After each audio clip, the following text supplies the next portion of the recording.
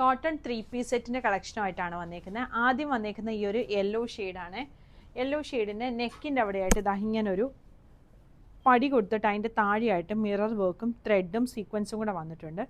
പിന്നെ അതിൻ്റെ താഴെയായിട്ട് ഇതുപോലെ ഇങ്ങനൊരു സ്ക്വയർ പാച്ച് കൊടുത്തിട്ട് അതിൻ്റെ ഉള്ളിലും മിറർ വർക്കാണ് വന്നേക്കുന്നത്.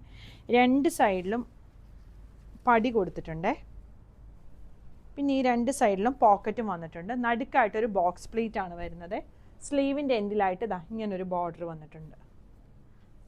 ബാക്ക് സൈഡ് പ്ലെയിൻ ആയിട്ടാണ് വന്നേക്കുന്നത്. ഇത് സൈഡ് സ്ലിറ്റ് വരുന്ന പാറ്റേൺ ആണ്.